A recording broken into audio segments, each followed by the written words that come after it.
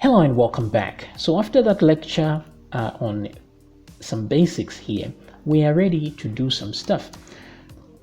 So like I said, on this get data function, we can call this function get data, send data, either way, because we're going to use this function for both. As you can see, I can send some data here, but I also receive a response. So this is, as much as it's get data, it's also send data. So maybe let's change it to send data. I think it makes more sense because whether we're getting a response or not, we're still sending data in both cases. So I think that works better. Okay, so there we go. Let me close the find here. Okay, so now we're going to be doing a lot of sending data and receiving data. Now it won't be good if every time we want to send something we have to recreate this process right here, because this process is exactly the same for every time we're sending data or receiving data. So what I want to do is make this function universal, meaning we can send all kinds of data and then get a response, and then we should have something to handle the response depending on the data that was received. So this is what is known as a REST, I think it's called a REST API or a REST application, where everything is well organized when you are sending and receiving data using AJAX. So what we'll do here is I'm going to put a variable called data up here. That way, whenever you say send data here, you have to provide the data that you are sending. This way, I don't have to fix exactly the data I'm sending here. This will just be a function that will send generally any sort of data to a specific location. Okay, so that's done. Now here, we want to put an if statement to only check for the response text when we are at the final stage. So I'll put an if statement and say ajax.readyState. So I want the ready state to be 4 before I start checking for stuff. So like that. I don't care about the other ready states. They don't mean much. And then the second thing I want to check for is if ajax.status. We saw the status when we checked the AJAX request in the console. Now these HTTP status codes, now 200 is a means everything is okay. Now I'm sure you've seen errors where the error says the most common error is a 404 error. Everybody knows this. When you don't find a page, it's a 404 error. That's page not found. This is what this error means. So this is what the pages are. Now you don't see an error 200 because it's really not an error. It's a status 200 means everything was okay. So usually you don't see it because it just means everything went well. But a 404 you will see because then you have a problem. There's also an error 500, which means internal server error or something. Now you can just Google these HTTP codes and you know what they all are. So anything that starts with 5 is a server error. Anything that starts with 2 means everything is good. Anything that starts with 4 means not found or something like this. So that's how these codes work, but you can check them out on Google. So if it's not 200, if it's anything else at this point, then it means we have an error. So what I want in this case is for it to give me a console.log if I do get an error. That way I can debug the error a bit better. So as long as the status is not 200, then we do a console.log. And in here, we'll just say an error occurred. Okay, and then we're going to concatenate an error number. So concatenation in JavaScript, is adding two strings together, is the plus sign. So we'll put plus here and do an AJAX dot status. We want to know the status code here.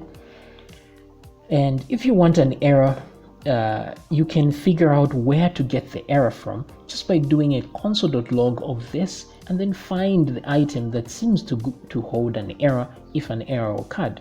You can find those items in there because as you can see, you see these things here.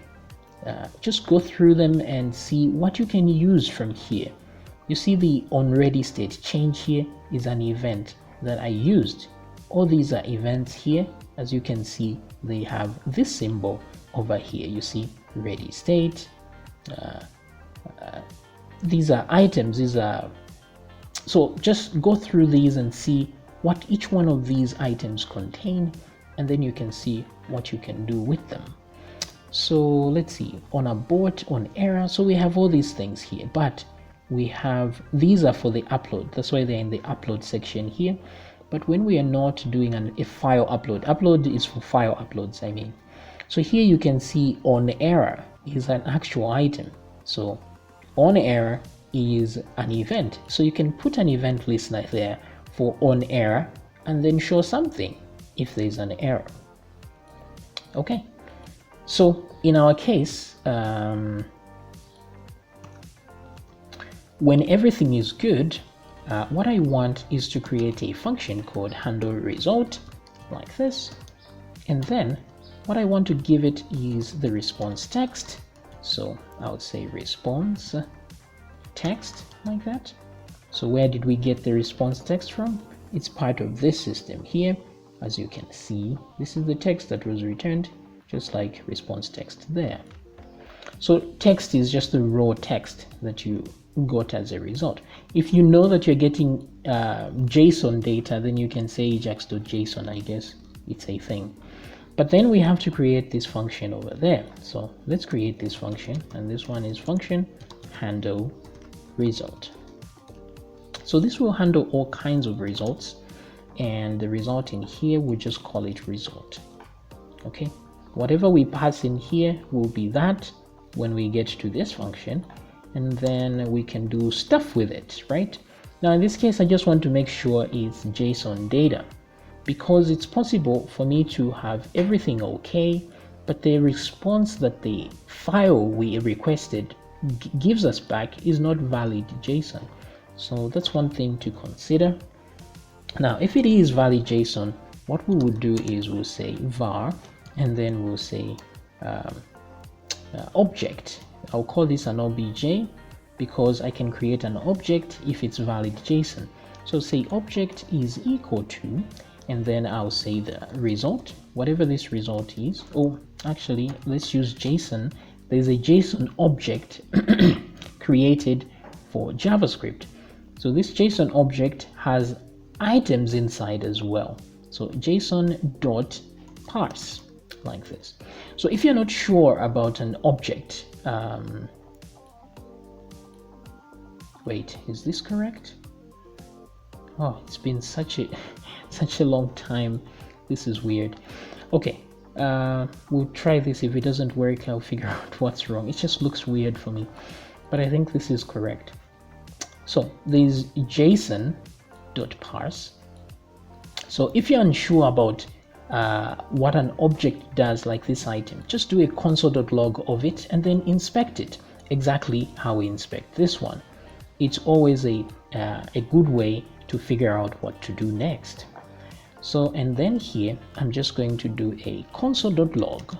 Now this console.log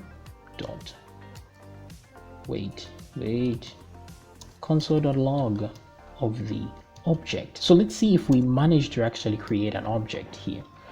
Now the first thing is we need to know where to send this data. Now last time we sent it to this same file, but we can do that. That's not a problem. All we need to do is that when we receive that data, or when we do our thing, we have to tell the script to die and not bring back the HTML, because in this case it's returning the HTML, as you can see, of this same page, including the code that we have in the JavaScript. So that's not what we want. So let's just send this to a different page just to reduce the complexity of things. So every page is in the index.php page, which is quite nice. Then we can say page is equal to, we're just going to call the page AJAX. So everything AJAX will go to that page. So let's put that page in the controller here, a new file, and let's save that file as ajax.php, and That's it. Now, we don't want somebody accessing this page directly in the URL. So whenever you don't want that, people accessing pages directly here, you can tell the page to exit if things don't work well. So you can put code like this. Let me do PHP like that. Actually, let me try this on the home page, right? On the home page right here in the controller, so that we can see this in action. There's a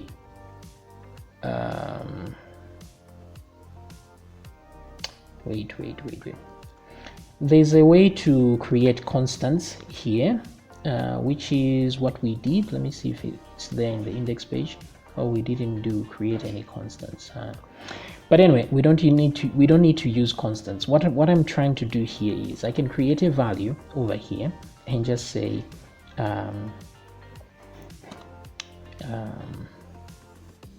you know, you can call this value anything really. This is just let's see, I can call it main like this and say main is equal to and then I don't know, just true or whatever. It doesn't really matter. So main is a thing here. So now if I copy this, I can always check from any controller and say if empty main, then it means we haven't come from the home page, right? The home page isn't there, and so we can tell this thing to die, and we can die with a message and say not allowed, like so. Okay, so if I come back to my page and just refresh, let me get rid of this console thing. You see, nothing happens there, no death occurred. But if I try to open, this is home.php, right? If I try to load it, because I can load it directly here, by just saying in the public folder here, I can go a step back and go to the app folder and then controllers and then /home.php. I can do that, right? And then instead I get not allowed. But if I hadn't put that code there, then this would run normally, okay? Because if I remove this code here, this controller will run as it is, but then it will cause a few errors because things like functions are not included, etc. So people can do this just to evoke errors in your code, and then they can probe those errors to see what, it's like shaking an apple tree and seeing what falls, and then you get your information from there. Now there's a way people use this. Instead of doing this, they use constants. So you can define a constant like this and just say, call it, maybe people usually call it ABS, absolute path or something. I have no idea why. Yeah, something like this, I don't know. Now this value here doesn't mean anything. It's just a value that you can add and then check for on every controller. That way you know that people are using this well, you are using your content well. Now this thing here is just one thing to add more security, but the reason we are putting folders or files inside the app and not in public is because online it's hard to go back a folder up like this into the base and actually do this. So chances are nobody will be able to do anything like this, but this is a point of sale, so it will be on somebody's PC and somebody may try to load this directly because it's not really on a live server. So once we define this, let's just define it as a value of true, like so. Then we can check for it on every controller. Okay, so here in home I can just say defined, like so. How does defined work? Yes. So I'm checking if a specific item is defined, and then let's see. If it's defined, let's do nothing.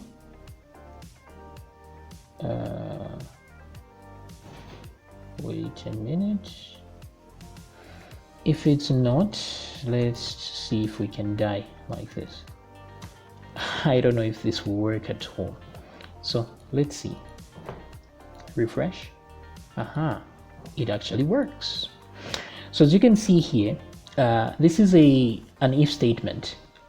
If absolute path is defined, let's just set a string. We're not even setting it to anything at all. But then if it's not defined, then it will kill the script, because otherwise, if I remove this line here, as you can see, we get this. But if it's there, it will protect us from an invasion. So let me go back here, click on that. Okay, so that was a side project there. So this has to be there on every single controller, or any file that you want to not be loaded on its own. So you can put this on top to make sure that the script exits the moment it smells something wrong. Okay, then we have an ajax.php here. So this ajax.php is what we're going to be accessing every time we're dealing with Ajax. So the reason I had gone through that side thingy is because I wanted to add this here. And so I needed to explain what it was all about. Okay, that way somebody cannot just access your ajax.php because it will contain sensitive data like connection to databases and all that. So it's better to die when somebody accesses it directly. But what I want here to mention is that anything you're echoing here is going to be returned as a result. So let's see here. I'm also going to say echo here like so. So let's go back to home view here, and this is the page we are sending to, and then finally we'll console.log. Now I want to console.log the result because we're not returning JSON just yet. So I'll switch off this and let's do console.log result. So, and then I want send data. Send data will be done once we click on that this item here, because that's where we put an event. So for now, that's what we'll be using.